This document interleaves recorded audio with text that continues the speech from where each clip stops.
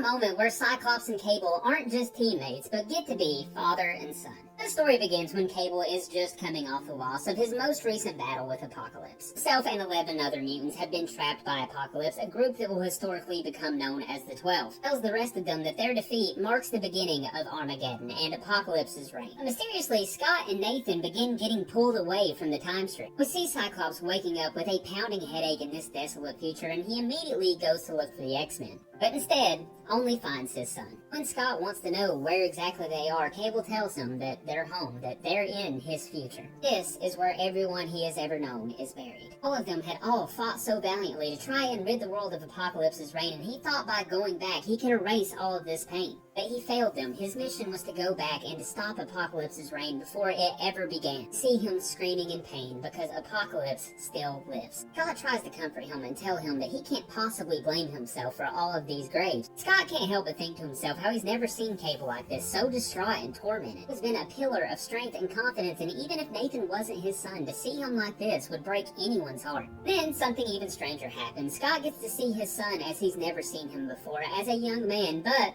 holding the body of his dead wife. Nathan begins to tell his dad about his wife, about how much he loved her and how he would have done anything in this world to save her, but she died on the battlefield too. He tells his father all about the daughter-in-law that he will never get the chance to meet, and tells him how much that she reminds him of Jean. Even in the darkest of times, she's a light for everyone around her, and he knows that Scott would have loved her. Then things get even stranger when Scott sees Cable as a young kid. Nathan asks Scott if he ever thinks about his parents, and Scott tells him yes, of course, that he lost them at a young age, much like Nathan did. He used to stare at the stars and imagine his parents' faces in the constellations, never dreaming that they were actually up there. Now, if you didn't know, for a brief amount of time, Scott and Jean actually got to go to the future and raise young Nathan for a little bit, but then Nathan reveals something else to Scott. He tells his dad that after him and Jean disappeared, every night he would find some place that he could be alone, someplace quiet where he would light a candle to honor them and their memory. They were the only family he ever knew, and by doing this, he could imagine that they were still with him, but Scott assures his son that no matter what, they were always with him. A single day didn't go by that they didn't think about him or miss him, and they would have done anything to be at his side. Cable tells him what's done is done. They can't change any of it, and ironically enough,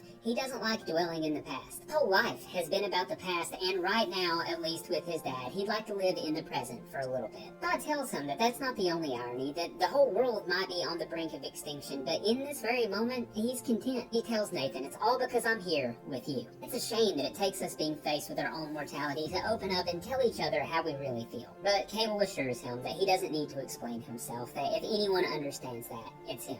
Cable then asks Scott for one favor, that when he's gone, when all this is over, that he doesn't see the man that's standing before him right now. Scarred and battered by a lifetime of struggle, no, he wants his dad to remember him as the man that he had hoped he'd be. Wrapping his son up in a hug, he tells him, Nathan, don't you know, you are exactly the man that I hoped you'd become.